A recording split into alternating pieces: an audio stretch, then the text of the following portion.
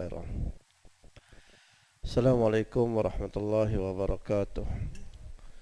Alhamdulillahi rabbil alamin. Wassalatu wassalamu ala asrafil anbiya'i wal mursalin wa ala alihi wa ashabi ajma'in.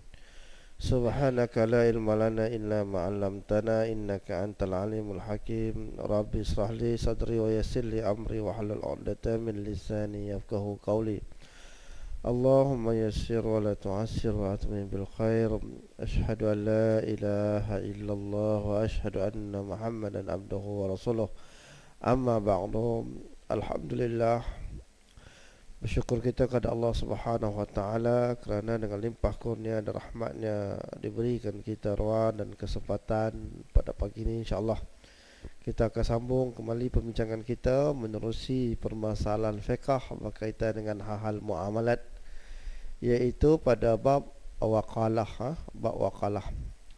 Bismillahirrahmanirrahim. Qala musannif rahimahullahu ta'ala wa nafa'ana bi'ulumihi wa ulumina fid darain amin ya rabbal alamin. Babul waqalah. Ini satu bab berkaitan dengan waqalah. Perkataan waqalah boleh dibaca dengan dua wajah bacaan. Apa yang pertama, kita baca dengan waqalah, dipatahkan waw, di baris ataskan huruf waw, waqalah. Dan satu lagi kita baca dengan wikalah, dikasrahkan waw, wikalah. Jadi dia dua sah. Dia panggil lughah. Dia panggil lughah. Itu dia panggil bahasa Arab tu, dia punya keindahan dia gitu. Pertukaran baris tu. Dia pertukaran baris dan kadang-kadang pertukaran huruf yang tidak merubahkan makna. Tidak merubahkan makna. Dia ada pertukaran baris yang mengubahkan makna. Pertukaran baris yang mengubahkan makna banyak. Apatah lagi pertukaran huruf. Pertukaran huruf. Jadi kedudukan baris dalam bahasa Arab ni adalah menepati kedudukan huruf-huruf waqal, huruf-huruf waqal. Dan begitu juga pertukaran huruf adalah lebih jelas lagi lah. Jadi tetapi di sana ada perkataan yang dia boleh berubah baris. Di sini dia berbandingkan kepada penggunaan bahasa Arab yang dipakai di kalangan orang-orang Arab. Baik, kita panggil waqalah. Ini bacaan yang betul. Wa wikalah. Wikalah juga bacaan yang betul. Ini kita, kalau kita tengok dalam perbahasan ilmu qiraat pun sama juga.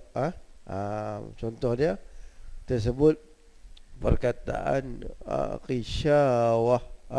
Khatamallahu ala qulubihim wa ala sam'ihim wa ala absarihim qishawah. Ini kiraat daripada yang biasa kita bacalah. Tetapi di sana ada daripada Imam Al-Kisai, dia baca bukan qishawah, dia baca qishawah. Dia akhir apabila bertemu dengan ta marbutah, dia tak bunyi wah, dia bunyi weh. Ini panggil lughah. Ini panggil lughah. Maknanya pada bahasa wikalah atau waqalah ini maknanya pada bahasa serah. Kita serah. Seperti makna tawakkaltu ala Allah. Waqalah, wakilan. Wakil ni maksud berserah. Tawakkaltu ala Allah, saya serahkan perkara saya kepada Allah. Itu panggil waqalah ataupun wikalah, serah. Baik, pada makna syarak, jadi makna istilah, makna lughah, makna bahasa lain, makna istilah lain. Kenapa ada dua makna ni? Baik, ada dua makna nak menunjukkan bahawasanya lafaz ini laisa kalimatul islamiyah. Dia bukan kalimah yang dibawa oleh orang Islam, dibawa oleh syariat Islam, tak. Maksudnya dia adalah kalimah yang diguna pakai pada jahiliah. Lalu kalimah ni yang sama bila datang syariat Islam dia modified untuk bahasa orang guna yang orang Arab jahiliah pakai. Untuk istilah guna syariat pakai. Sebab tu dia ada dua. As-salah, sembahyang. Sembahyang ni bukan kalimatul Islamiyah, bukan perkataan yang dibawa oleh Islam tak. Tapi as-salah ni dah ada dalam penggunaan orang Arab jahiliah tu sebelum Islam lagi. Maka dia panggil dia bukanlah kalimah Islamiyah. Bukan. Jadi kerana dia bukan kalimah Islamiyah, dia akan bawa pada dua makna. Makna yang pertama, as-salah bermakna doa. Ini panggil lorah. Dan makna yang kedua, inilah yang dikendaki daripada syariat. Jadi pengertian juga dia panggil wakalah pada bahasa serahan. Baik. Maknanya pada syarak, iaitu pada istilah. Dia guna maknanya pada syarak. Berarti dia nak gunakan daripada pengatar, daripada sudut pandangan syariat. Pandangan Islam apa dia? Iaitu seseorang menyerahkan pekerjaan yang dia boleh kerjakan dengan sendirinya. Dia serahkan pekerjaan, syarat dia apa? Dia boleh buat dengan sendirinya. Dia boleh buat. Tapi dia serahkan kerja tadi itu kepada orang lain. Perkara yang menerima ganti kepada orang lain supaya mengerjakannya dalam masa hidupnya. Masa hidup Jadi berarti kalau ganti wakil waktu mati tak boleh tak boleh. Wakalah tak berlaku pada orang mati saya ni wakil pada orang mati ya. Sebab dia tak terima. Wakalah hanya untuk orang yang hidup sahaja. Orang mati tak menerima wakil Orang mati tak terima wakil. Asalnya kawan tu dah mati, kita dah urus nego untuk dia, tak boleh. Jadi maksud terbatal wakalah tadi itu dengan sebab kematian salah seorang daripada orang yang mewakilkan atau orang yang diwakilkan. Dia macam kontrak juga lah. Satu ikatan kontrak antara yang mewakil dan yang diwakilkan. Baik. Ini adalah berdasarkan kepada firman Allah Ta'ala dalam surah An-Nisa ayat 35. Itu dalil berkaitan dengan wakalah iaitu firman Allah, a'udzubillahi minasyaitonirrajim, fab'asu hakaman min ahlihi wa hakaman min ahliha. Ni kisah dia ni, kisah suami isteri. Suami isteri yang bergaduh, berperang. Tak boleh tengok suami, tak boleh tengok muka isteri, isteri tak boleh tengok muka suami. Lalu sebelum nak pergi kepada step seterusnya, nak bercerai ke apa ke, jadi Islam tak bawa terus kepada step penceraian nanti dulu. Dia akan bagi satu solusi, dia panggil suluh. Suluh ni nak berdamai. Nak berdamai macam mana? Jadi bila suami tak boleh tengok muka isteri, isteri tak boleh tengok muka suami, macam mana nak berdamai? Memang tak berdamai Jadi dia terpaksa buat satu solusi yang Allah Ta'ala ajar, iaitu suami kena hantar wakil dia dan isteri kena hantar wakil dia untuk berbincang. Jadi bagi pihak suami kena ambil ahli keluarga dia seorang, adik dia ke, abang dia ke, siapa-siapa sepupu dia ke yang dia percayai, hantar wakil pergi berunding. Isteri pun sama, hantarlah siapa-siapa yang dia percaya, yang dia bagi tahu semua hal masalah dia kepada orang tersebut untuk pergi berunding. Lalu wakil sama wakil ni akan berunding mencari solusi. Rupanya yang dia marah sangat ni sebab awak punya perangai gini. Dia boleh terang. Sebab wakil ni dia tak ada benda dia nak simpan gaduh dan sebagainya. Jadi dengan cara tu tujuan dia apa? Untuk cari kata putus untuk berdamai. Jadi ini asal kepada hukum wakil ni, berdasarkan kepada firman Allah Ta'ala ni. Walaupun dia asalnya berkaitan dengan hal nikah, tetapi pemahaman itu dia panggil pengajaran daripada ayat. Kita tak tengok pada sebab yang khusus tak. Walaupun ayat ini turun berkaitan dengan hal nikah kahwin saja, tapi tak khusus kepada masalah nikah kahwin, maka hal wakalah ini boleh diguna dalam semua muamalat yang harus. Walaupun cerita bab nikah kahwinnya, tapi dia boleh bawa kepada semua muamalat yang harus. Baik. bila disebut perkara yang menerima ganti tidaklah termasuk sembahyang dan puasa. Ni dia panggil perkara yang tidak boleh menerima ganti lah. Contoh dia boleh sembahyang, wakil kat orang, saya wakil kat awak pergi sembahyang tak boleh lah, sebab dia tak boleh terima ganti. Kan? Begitu juga puasa, dia boleh puasa, wakil kat orang, awak tolong puasa kat saya. Dia tak nak puasa, dia tak boleh. Dia panggil sembahyang dan puasa bukanlah jenis amalan yang boleh menerima ganti, tak boleh. Adapun pekerjaan lain daripada perkara sembahyang dan puasa ni dia boleh menerima ganti. Tapi dia ada syarat-syarat yang dibenarkan lah. Baik, orang yang menyerah disebut sebagai muwakkal. Orang yang menerima serahan disebut wakil. Manakala perbuatan menyerah disebut wakalah. Jadi biasa yang diamalkan di tempat kita masalah ketika akad nikah lah, wali ada, tapi wali wakilkan kepada juru nikah untuk akad nikah. Jadi juru nikah berperanan mengakad nikah bagi pihak wali saja. Dia bukan jadi wali, tapi dia angkat nikah bagi pihak wali saja. Maka kita panggil perbuatan daripada muwakal kepada wakil ni adalah sebagai wakalah.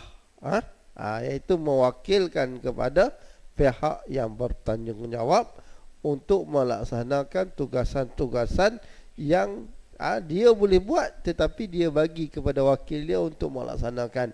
Dia panggil perkara yang boleh menerima ganti.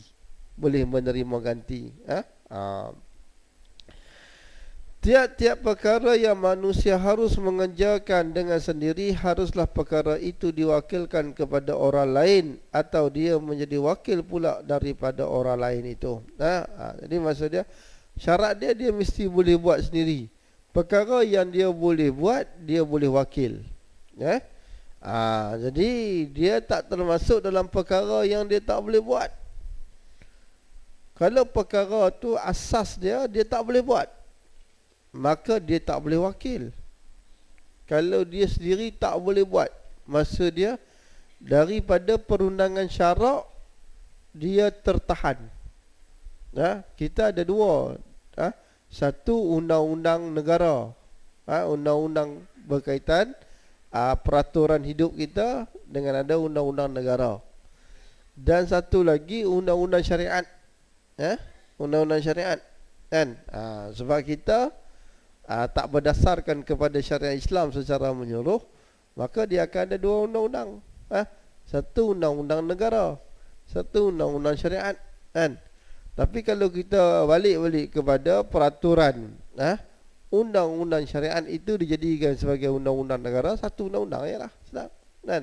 Tapi kerana kita berdasarkan kepada peraturan dan kehidupan, berdasarkan kepada perundangan-perundangan yang dicipta oleh manusia, maka pasal wujud dua undang-undang. Baik, yang satu tengok kepada perundangan yang diluluskan oleh negara. Contoh dia, ada individu-individu tertentu yang tak boleh menggunakan harta mereka. Harta mereka tertahan dan sebagainya. Tak sah dia panggil. Kalau dia guna, dia tak sah daripada segi undang-undang. Baik, daripada segi syarak pun ada juga orang yang macam tu.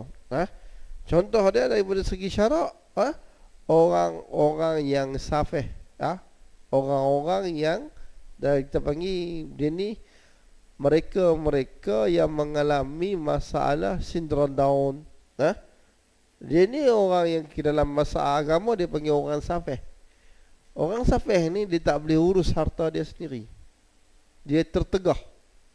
Bila dia tak boleh urus pada diri dia tak boleh buat sendiri, maka dia tak boleh wakilkan pada orang lain, tak boleh.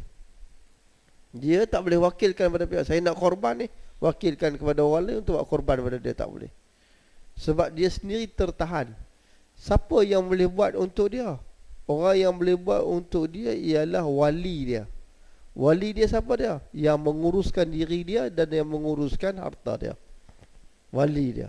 Kalau kita dari pihak anak, yang jadi wali dia bapak lah. Kalau bapak tak ada, abang dia akan ganti. Dia akan bertukar. Jadi ni orang yang bertanggungjawab terhadap diri dia. Begitu juga orang gila. Orang gila dia tak boleh buat keputusan untuk diri dia. Jadi siapa yang buat keputusan kepada dia? Wali dia juga, kita panggil penjaga dia. Penjaga dia mesti buat keputusan bagi pihak dia. Jadi kalau kita tengok kedudukan orang gila ni, siapa yang bertanggungjawab kepada dia ialah wali dia. Wali dia bertanggungjawab terhadap diri orang gila ni.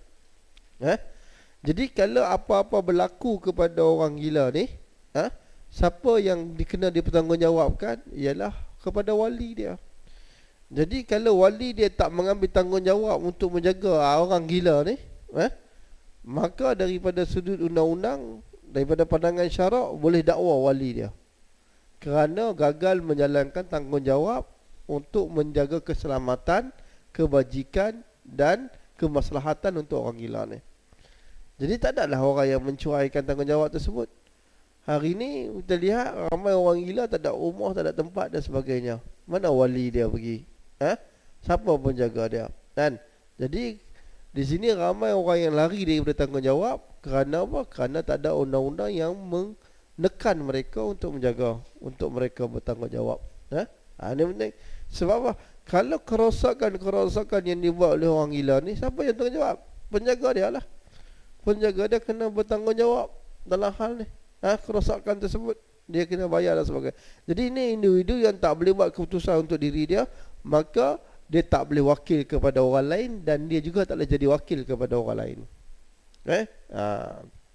Baik. Rukun wakalah itu 4 perkara. Yang pertama, orang yang memberi wakalah kita panggil muwakalah. Yang kedua, orang yang memegang wakalah yang kita panggil wakil. Yang ketiga, benda atau perkara yang diwakilkan muwakal alaih. Dan yang keempat, sirah, lafaz ijab dan qabul. Jadi yang pertama mesti ada orang yang mewakilkan. Yang kedua mesti orang yang terima menjadi wakil. Ada orang yang mewakilkan dan ada orang yang menerima menjadi wakil. Yang ketiga, mesti ada urusan yang disuruh untuk dilaksanakan. Apa perkara yang nak buat? Dan yang keempat dia mesti ada sirah. Sirah ni kita sebut ni adalah sebagai kontrak, perjanjian. Saya wakilkan awak untuk urusan ni. Perlu ada. Supaya apa? Supaya pihak yang menjadi wakil ni boleh membuat keputusan mengikut apa yang dikehendaki oleh pihak yang mewakilkan dia. Dan jadi keputusan dia adalah keputusan orang yang mewakilkan dia. Jadi bila seseorang ni telah mewakilkan kepada seseorang yang lain, maka seseorang yang lain buat keputusan bagi pihak dia. Dan dia kena terima keputusan daripada wakil dia. Baik. Syarat orang yang memberi wakil itu hendaklah dia sah mengerjakan benda atau perkara yang diwakilkan itu dengan miliknya atau dengan wilayahnya. Apa wilayahnya? Penguasaannya. Wilayah ni contohnya penjaga orang gila buat keputusan kepada orang gila. Dia buat keputusan bukan sebagai wakil, tetapi dia sebagai wilayah, wali. Dia dua benda yang berbeza. Yang satu buat keputusan sebagai wakil. Yang ni, dia ni memiliki penguasaan terhadap orang tersebut dan dia boleh buat keputusan kepada pihak tersebut. Maka tidak sahlah wakalah kanak-kanak orang gila dan orang pitam.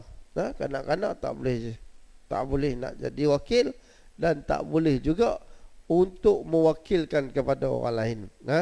Begitu juga orang gila dan juga orang pitam. Dan tiada sah orang perempuan dan orang yang dalam ihram, iaitu muhrim haji atau umrah atau mutlak, berwakil kepada orang lain pada menikahkan keduanya selama dalam ihram. Kerana keduanya itu tidak sah mengerjakan akad nikah dengan sendirinya. Begitu juga orang dalam ihram. Orang dalam ihram, antara perkara yang larangan ihram ni ialah bernikah. Itu larangan ihram ni, antara perkara yang dilarang ketika ihram ni bernikah. Tak kisah dia tu ihram haji ataupun ihram umrah ataupun ihram mutlak. Ihram mutlak ni dia tak kata umrah haji tak. Dia niat ahram tu lillah, saya berihram kerana Allah. Dia tak sebut umrah ke haji ke, dia tak sebut, tapi dia ihram. Orang bila mana dia bersepakai dengan sifat ihram, dia diharamkan untuk berkahwin dalam tempoh tersebut. Ini mazhab yang muktamad di sisi Imam Syafi'i lah, pendapat muktamad. Bila mana dia tak boleh kahwin, dia kata saya tak boleh kahwin, tapi dia wakilkan kepada orang untuk terima perkahwinan dia. Tak boleh. Contoh dia, ni pengantin lelaki ni, pengantin lelaki nak pergi buat umrah. Jadi tarikh akad nikah minggu depan, dia tak balik lagi, dia tengah ada buat ihram lagi. Hantar kawan dia terima nikah bagi pihak dia. Dia tak ada terima nikah bagi pihak dia. Baik. Jadi wakil yang menerima nikah ni boleh pakai, tak boleh pakai. Sebab tuan mempunyai diri itu dalam keadaan terhalang, maka automatik wakil dia terhalang. Dia buat dengan sendiri pun tak sah, wakil lagi tak sah. Gitulah kita punya mudah faham kan. Kalau buat sendiri tak sah, wakil pun tak sah. Baik. Kemudian, tetapi orang perempuan jika meminta izin kepada walinya untuk menikah akan dia dengan menggunakan perkataan wakil, seperti katanya, saya wakilkan anda pada mengahwinkan saya, nescaya sah kahwinnya, kerana pada hakikatnya itu bukan wakalah, malahan itu mengandungi makna memberi izin kepada walinya itu. Baik, berkaitan dengan wali, wali dia lain. Wali dia bukan wakil kita sebut tadi. Contoh dia bapa nak kahwinkan anak perempuan dia, kan? Jadi kedudukan bapa ni dia sebagai wali, dia bukan sebagai wakil. Jadi ada di sana mazhab lain.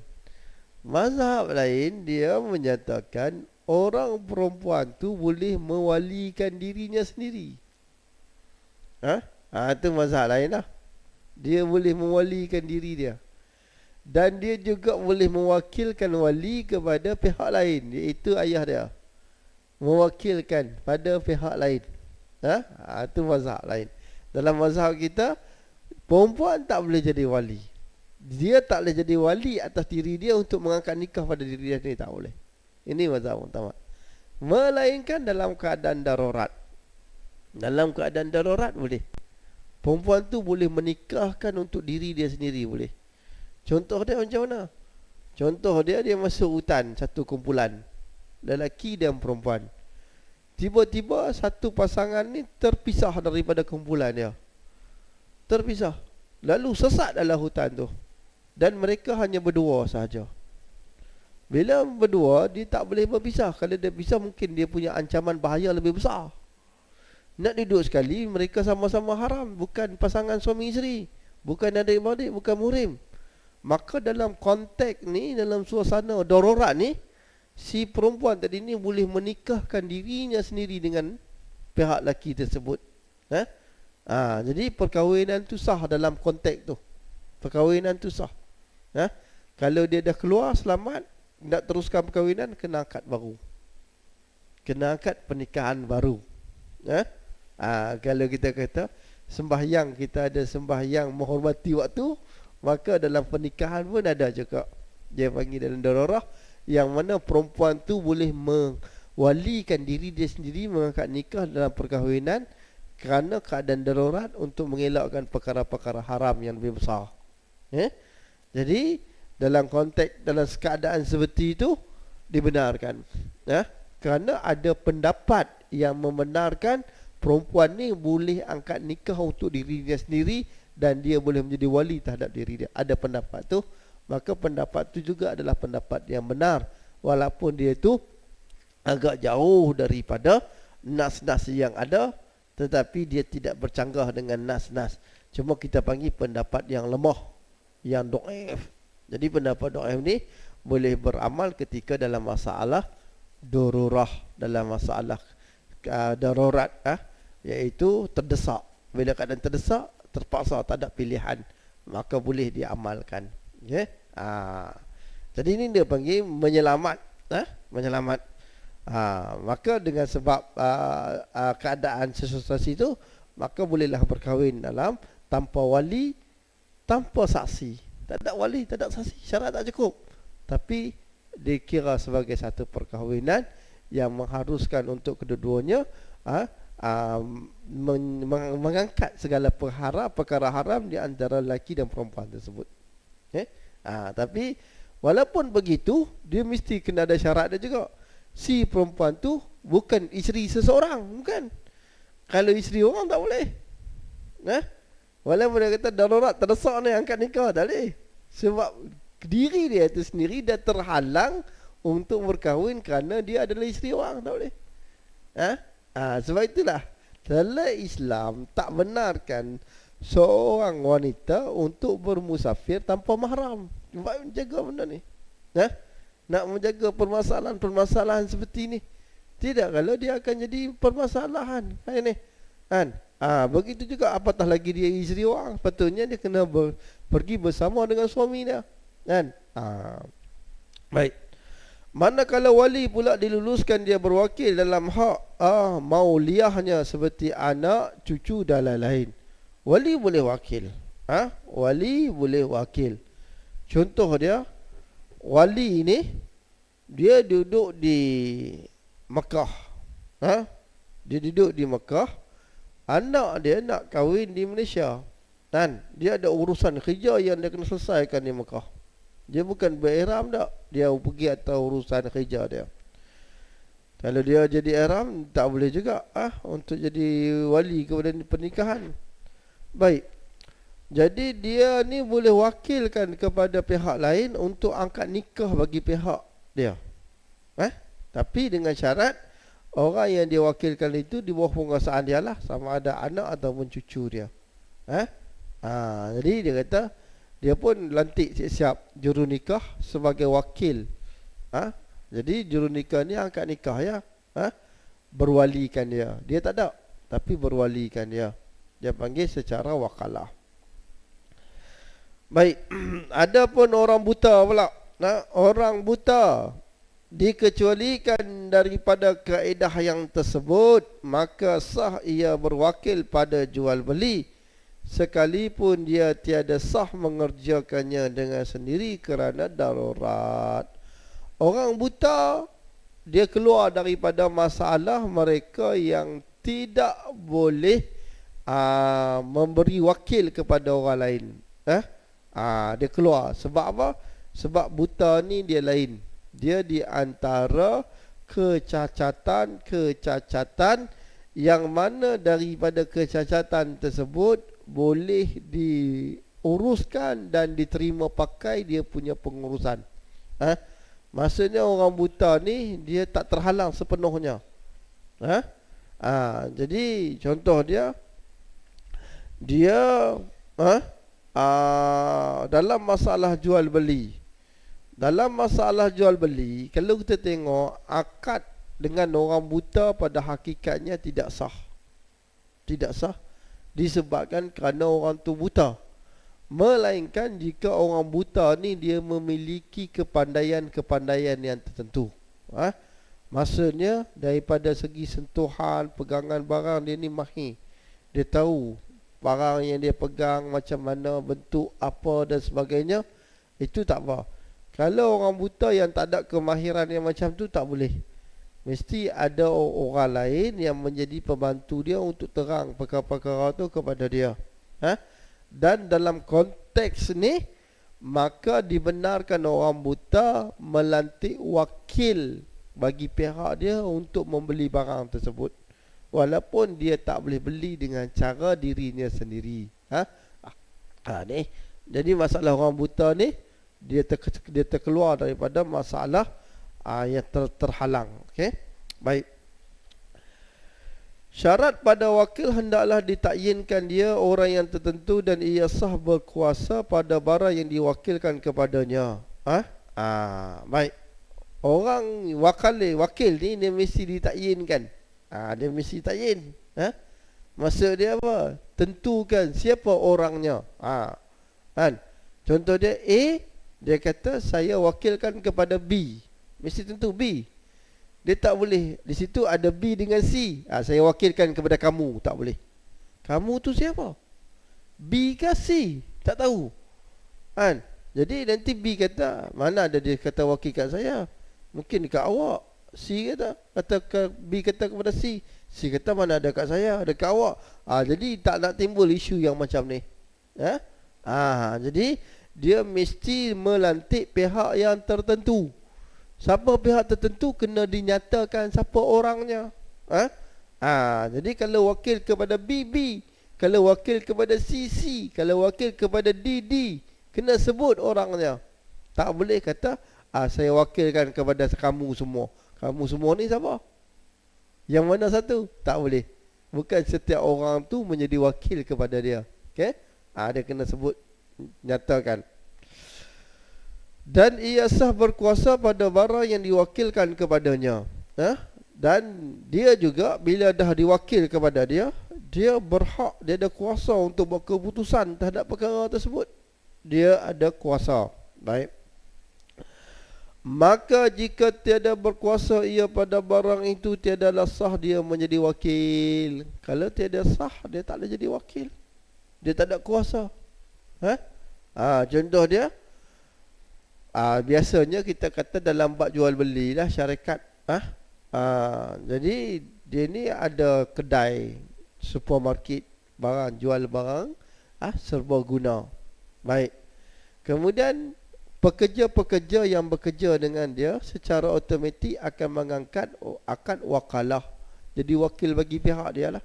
Jadi jual barang, barang milik dia. Barang milik dia bukan barang milik pekerja dia. Barang milik tuan empunya barang. Tapi pekerja hanya menjadi wakil bagi pihak pemilik untuk menguruskan jual beli tadi. Maksudnya pekerja ada keputusan untuk buat jual ataupun tidak jual. Dia boleh buat keputusan. Dan dia memiliki penguasaan terhadap barang tersebut. Dia memiliki penguasaan terhadap barang tersebut. Kalau dia tak ada penguasaan, tak boleh. Tak boleh. Contoh dia, lantik dia sebagai pekerja untuk buat urusan jual beli. Tapi bila nak jual barang, pekerja tak boleh buat sendiri. Kena tanya toke, tak boleh. Itu tak boleh. Tak sah dia punya akad wakalah tadi. Kerana bila seseorang itu tiada berkuasa pada barang itu, dengan sendiri lebih utama tiada sah pada barang orang lain. Jikalau seseorang berkata kepada dua orang, saya jadikan salah seorang daripada anda wakil saya, nescaya tiada sah. Kalau dia kata dekat dua orang, saya jadikan salah seorang daripada kamu adalah wakil saya, tidak sah. Sebab apa? Sebab bukan orang yang tertentu. Dan tiada sah menjadi wakil oleh kanak-kanak, orang gila dan orang yang pitam. Demikian juga perempuan pada akad nikah. Dan tiada sah oleh orang yang di dalam ihram pada mengangkat nikah orang lain selama dia dalam ihram. Ini semua orang-orang yang tertegah daripada melaksanakan sendiri, maka automatik mereka juga tertegah daripada mewakilkan kepada pihak lain. Baik, syarat pada benda atau perkara yang diwakilkan, dia panggil muwakkal fih, bahawa benda atau perkara itu milik atau hak mutlak bagi orang yang berwakil. Maka tidak sah berwakil pada menjualkan sesuatu yang lain yang lagi akan dimilikinya dan mentalakkan perempuan yang belum dikahwininya. Barang tu tak jadi milik dia lagi, tapi dia dah wakil lah ke orang lain. Tak boleh. Barang tu kena jadi hak milik dia, baru dia boleh wakilkan barang tersebut bagi pihak orang lain. Jadi maksud dia, barang ni tak dapat lagi dekat dia. Contoh dia kita panggil sini, benda yang dekat dengan kita, harta pusaka. Harta pusaka. Dia kata kalau ayah dia mati, tanah semua ni akan dapat jadi milik dia kalau ayah dia mati. Jadi ayah dia tak mati lagi, dia dah wakil daripada orang, so jual tanah tu. Dah wakil dah. Jadi padahal dia tak mendapat milik yang sempurna terhadap tanah tersebut, walaupun daripada perkiraan dia akan menjadi waris kepada tanah. Tetapi selagi tak menjadi milik dia, tak sah dia nak bagi penguasaan kepada wakil dia. Kemudian begitu juga dalam masalah penceraian, seorang ni dia tak kahwin lagi dengan perempuan tu. Dia tak kahwin lagi, dia dah wakilkan orang untuk cerai perempuan tu. Tak boleh. Sebab dia belum memiliki hak talak tadi. Baik. Ini berbeza dengan masalah sesuatu yang menjadi ikut bagi benda yang dimiliki. Dia ikut saja. Hakikat dia ni kalau kita tengok, dia bukan menjadi perkara asas, tetapi dia mengiringi perkara yang asas tadi. Maka sah berwakil dengan menjual benda yang dimiliki dan dibelinya dengan harga benda itu bagian-bagian barang lain. Perkataan yang digariskan di bawah itu ikutan bagi benda yang dimiliki. Baik. Contoh dia gini, benda yang dimiliki, benda yang mengikut, dia beli tanah.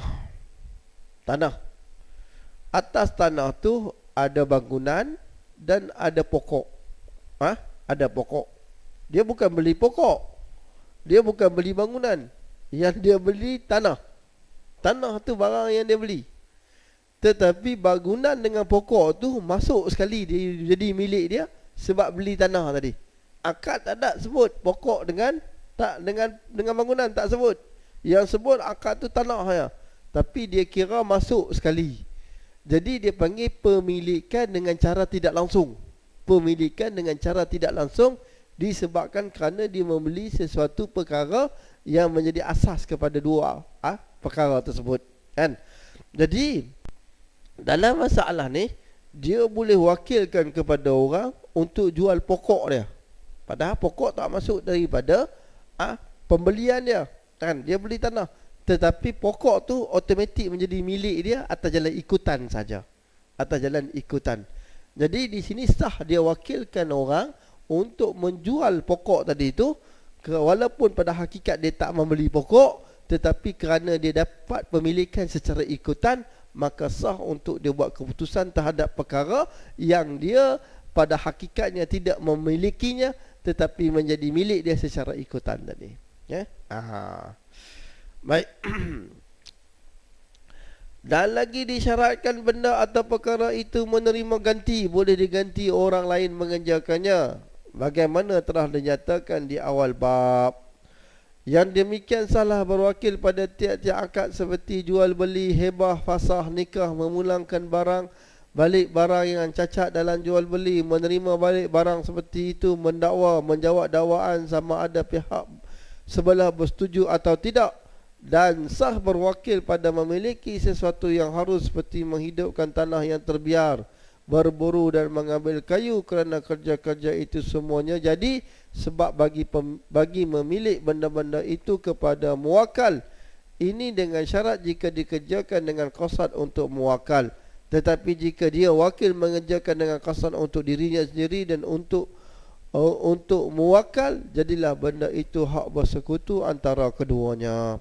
Baik. Jadi disyaratkan kepada benda atau perkara itu mesti boleh menerima ganti. Kalau perkara yang tak boleh menerima ganti seperti sembahyang dan puasa, maka tidak sah untuk dijadikan wakil. Dan begitu juga di antara perkara yang boleh menerima ganti ialah sebagai contoh di sini akad. Perkara yang melibatkan akad. Apa dia? Akad jual beli, akad hebah, akad fasah nikah, akad nikah dan sebagainya boleh. Hantar wakil untuk uruskan perkara itu. Begitu juga dalam permasalahan memulangkan barang yang dibeli. Dia beli barang dengan satu kedai, kemudian barang tersebut didapati tak berapa baik, dia nak pulangkan balik. Dia tak pergi pulangkan sendiri, dia hantar wakil dia untuk pulangkan. boleh. Ini semua perkara-perkara yang boleh kita laksanakan dengan secara muakkal ataupun dengan secara wakil. Dan lagi sah berwakil pada menyempurnakan hak balasan seksa yang telah diizinkan oleh pemerintah negeri, seperti memunah balasan qisas, had menuduh, had zina dan had minum arak. InsyaAllah kita akan sambung berkaitan dengan permasalahan ini pada pengisian yang akan datang. Jadi sebelum saya tangguh ni, saya bukalah soalan kalau ada nak bertanya. Ya.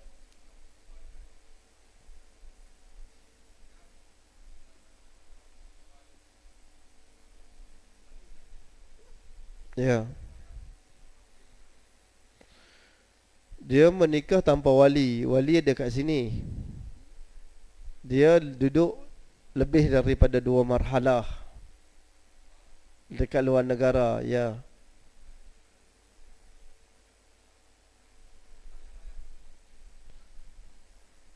Siapakah yang layak untuk menjadi wakil kepada wali dia? Baik. Dia wali dia ni, dia boleh mewakilkan kepada pihak sana. Maksud dia wali dia, tapi dia kena ada 2 orang saksi dalam perwakilan tersebut. Jadi dia boleh wakilkan kepada imam di sana untuk mengangkat nikah bagi pihak dia.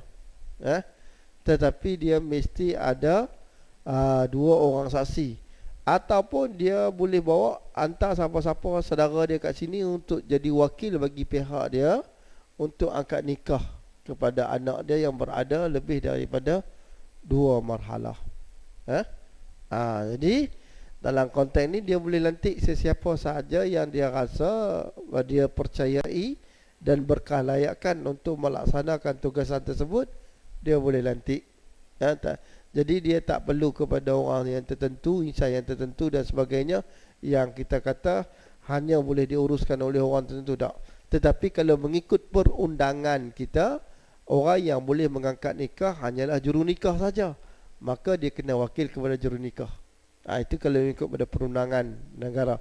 Kalau mengikut pada perundangan syarak, individu yang dia rasa layak untuk mengangkat nikah dan boleh melaksanakan tanggungjawab tersebut, dia boleh wakilkan. Tak kira siapa saja, termasuk jika orang tu kawan dia ke, ataupun anak dia ke, ataupun sepupu dia ke, ataupun jiran dia, siapa saja dia boleh wakilkan, asalkan mereka berkelayakan untuk menjawab ataupun melaksanakan tugas tersebut, kan. Jadi daripada konteks luar negara ni, dia kena hantar 1 orang yang dia wakilkan untuk pergi ke sana angkat nikah bagi pihak dia. Dan dia wakalah ni tak boleh pakai melalui telefon, tak boleh. Tak boleh. Saya telefon sana, wakilkan, tak sah. Sebab dia mesti ada 2 orang saksi. Dan tak boleh juga dengan surat. Hantar surat, hantar pergi sana. Tak boleh juga, tidak sah.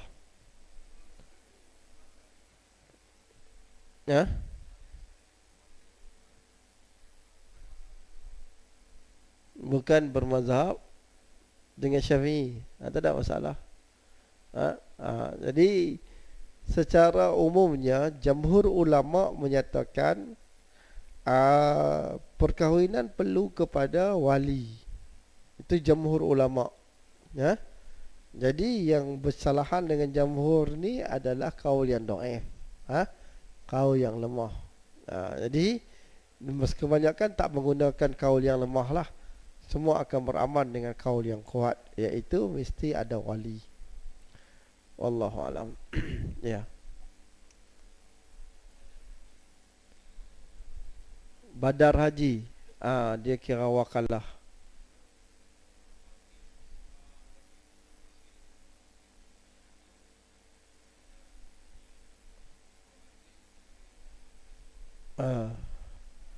Dia tu dipanggil bukan wakil pada pelaksanaan tersebut, tetapi daripada sudut amalannya kita panggil sebagai wakalah lah. Jadi kadang-kadang pihak tuan rumah tak ada, tapi dia hantar orang lain untuk bercakap bagi pihak dia untuk buat satu urusan kepada dia. Kan?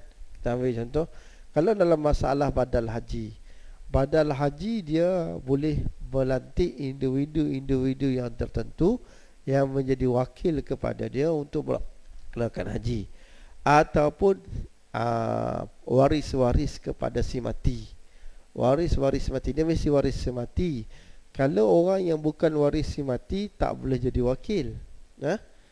Untuk bagi contoh dia, seorang sahabat ni dia meninggal dunia, kemudian sahabat dia nak cari seseorang untuk wakilkan buat badal haji kepada pihak si mati. Tak boleh, melainkan dengan izin waris dia.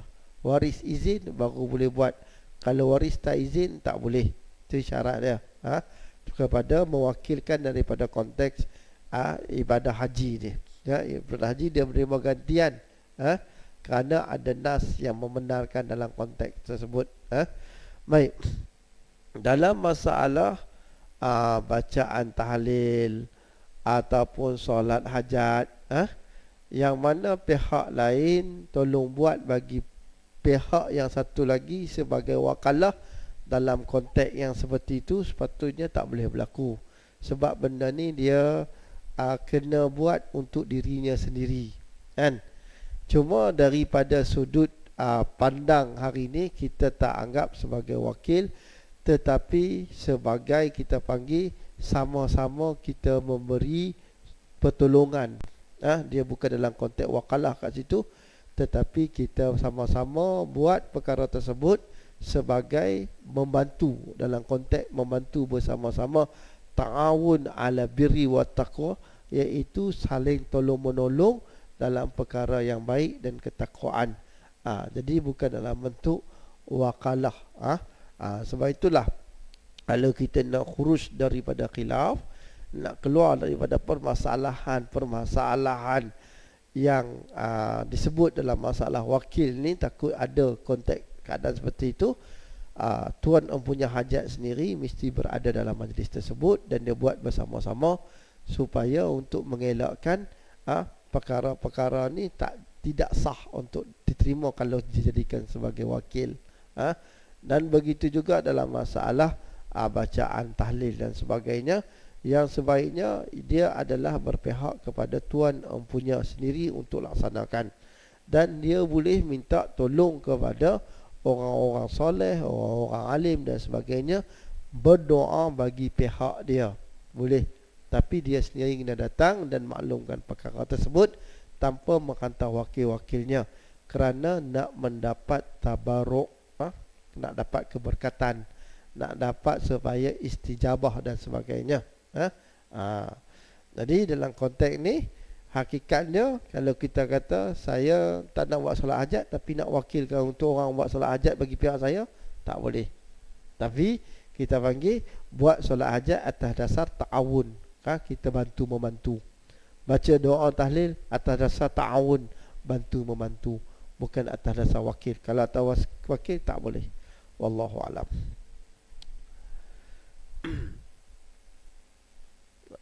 Tidak salah, tertanggung dengan tasbih kafarah dan suratul subhanakallahumma wa bihamdika asyhadu an la ilaha illa anta astaghfiruka wa atubu ilaik. Bismillahirrahmanirrahim. Wal asri innal insana lafi khusr illa allazina amanu wa amilus salihati wa tawasaw bil haqqi wa tawasaw bis sabr. A'udzu billahi minasyaitonir rajim. Bismillahirrahmanirrahim. Alhamdulillahirabbil alamin. Wassalatu wassalamu ala asrafil anbiya'i wal mursalin wa ala alihi washabihi ajmain. Allahumma alimna ma yanfa'una wanfa'na bima 'allamtana warzuqna ilman min ladunka ya arhamar rahimin. Walhamdulillahi rabbil alamin. Taqabbalallahu minkum.